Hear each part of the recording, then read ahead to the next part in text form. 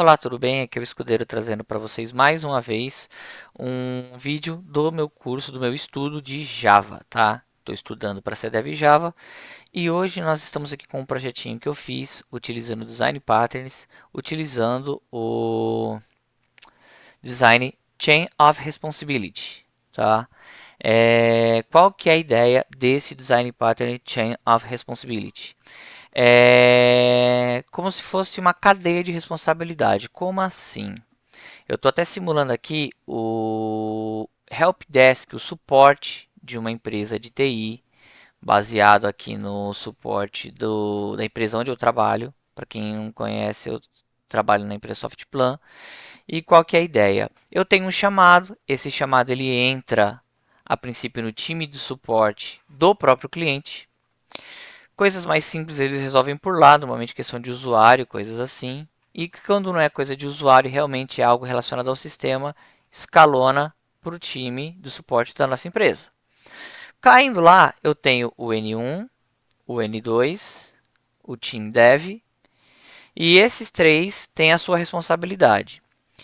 O Design Patterns Chain of Responsibility, ele tem, como eu falei, a ideia do cadeia de responsabilidade, ou seja, em vez de eu pegar o meu código ali e ficar fazendo vários if e else para ficar, se é orientação, manda para N1, se é ajuste, manda para N2, se é uma correção, manda para o time dev, se não é nenhum desses três, devolve para o time de suporte do cliente. Em vez de fazer isso, eu crio uma cadeia de responsabilidade, onde eu não vou ter nenhum desses ifs dentro do meu main, eu vou ter uma classe para cada time de suporte, ou seja, eu vou ter uma classe representando o N1, o N2, o Team Dev, até mesmo o Team do cliente. E eu vou ter toda a regra de tratamento desse chamado dentro dessas classes, dos times de suporte. E na hora que o meu chamado entrar, ou na hora que o atendimento entrar, o sistema vai apenas acionar uma classe que vai ser responsável por fazer esse roteamento do chamado. E aí essa classe vai chamar o primeiro time, que é o N1, e vai sair naquela sequência. Se caiu no N1 era do N1, vai encerrar sendo tratado pelo N1. Se não, vai ser para o N2. Mesma coisa, era para tratar no N2, tratou. Se não, time dev. Se não, devolve para o time do cliente. Ou seja, cada classe vai validar se é dela a responsabilidade, e se não for, ela vai delegar para o próximo. Para a gente ver isso na prática aqui, deixa eu só pegar o retorno aqui da gravação. Nós temos aqui a classe principal, que é o main, que é o app, tá? E aqui nós temos a princípio o início do programa, nós temos o Object Scanner para poder pegar o input do usuário, onde eu vou pedir para ele digite a classificação do chamado. E o usuário vai digitar se é orientação, ajuste, correção ou qualquer outra coisa. Para isso, criamos um enum, tipo de atendimento, onde nós temos orientação, ajuste e correção, só que eu associei a esses três tipos do enum strings referentes a ele, e aqui criamos só a implementação de construtor para validar que a orientação do enum é igual a string orientação, para a gente poder usar no nosso código. Então, eu vou receber aqui uma entrada do usuário com uma string, e ele vai precisar validar se essa entrada é igual a um daqueles enums para ser atendido pelo time correto. Na sequência, eu guardo então essa entrada aqui na variável classificação e instancio o meu atendimento, ou seja, estou criando um atendimento com a classificação dele sendo convertida tudo para maiúsculo, to uppercase. Para quê? Para poder validar depois ali com o meu menu bonitinho e ter a igualdade. Feito isso, eu preciso validar esses atendimentos. Aqui já vem uma primeira coisa que eu acabei fazendo depois de melhoria. Eu não apaguei antes para mostrar para vocês. Eu fazia a validação de que forma? No próprio main estava o tipo de atendimento, estava instanciando. Aqui eu tenho uma variável tipo de atendimento, mas não, uma classe tipo de atendimento, que é o nosso enum, né?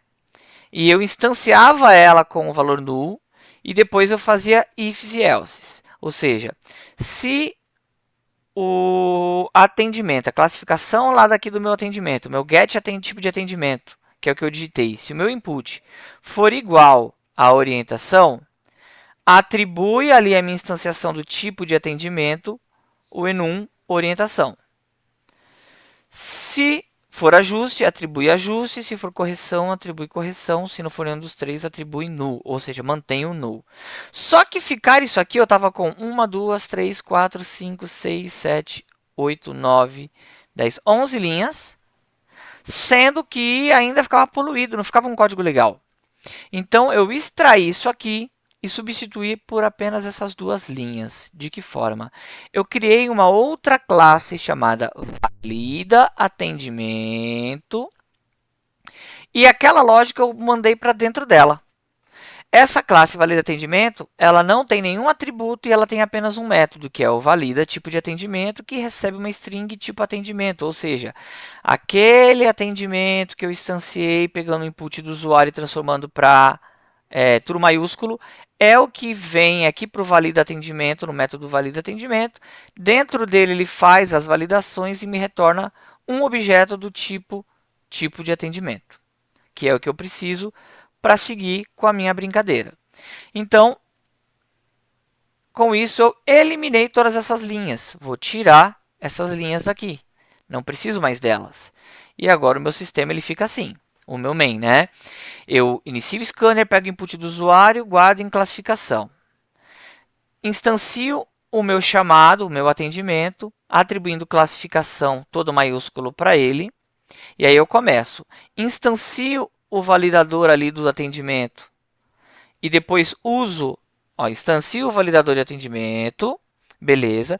Instancio o tipo de atendimento, passando como tipo de atendimento a validação do resultado do método valida tipo de atendimento que a gente criou aqui no valida tipo de atendimento. Então, o retorno disso aqui vem aqui. Em duas linhas eu matei praticamente toda a lógica.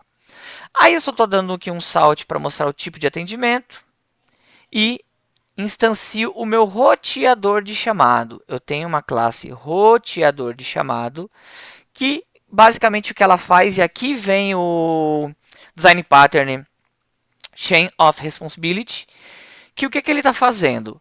Perceba que a única coisa que este roteador de chamado tem é um método rotear, que recebe como atributo o atendimento e o tipo de atendimento, os dois objetos. E aí o que ele vai fazer? Ele vai trabalhar com os times, o time 1, N1, N2, Dev e o time cliente. E ele vai passando a responsabilidade um para o outro. Ele valida se atende, se não atende, ele passa para o próximo. E depois para o próximo. E depois para o próximo. Então eu tenho o que aqui? A instanciação do objeto team. Eu tenho aqui uma classe time, que ela apenas vai tratar da questão do próximo time que vai atender. Tá? Então, beleza. E aí eu começo. Beleza. Time. O atendimento com o tipo de atendimento recebido é para ser atendido pelo N1? Ah, é. Já morreria aqui. Não é? É atendido pelo N2? Se não é, é pelo Team Dev? Se não é, é pelo Team Cliente. E ele retorna o método rotear chamado com o atendimento e o tipo de atendimento. Isso aqui vai fazer toda aquela função dos if else. Se tal coisa, se orientação N1, se ajuste N2, se correção Dev, se nenhum deles, cliente. Então, isso aqui é o Chains of Responsibility. Tá? E aí, eu tenho, então, a classe do time N1, time N2, time Dev, time cliente. E cada um deles estende a classe team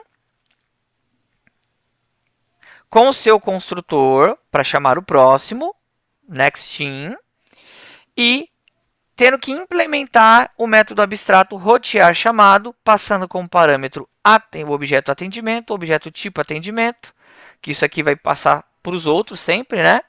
E aí aqui ele faz a validação. Se o get atendimento, né, se o input que eu digitei for igual àquele num, Neste caso aqui é o Enum orientação, então N1 só tem de orientação. Se o que eu passei no input for uma orientação, é para ser atendido pelo time N1. Se não, método rotear chamado joga para o próximo time, vem para o time 2. N2, mesma coisa. Se o meu input for igual a ajuste, atendido pelo N2. Se não, rotear chamado joga para o time dev, porque não é nenhuma orientação, nenhum ajuste. Então, pode ser que seja uma correção.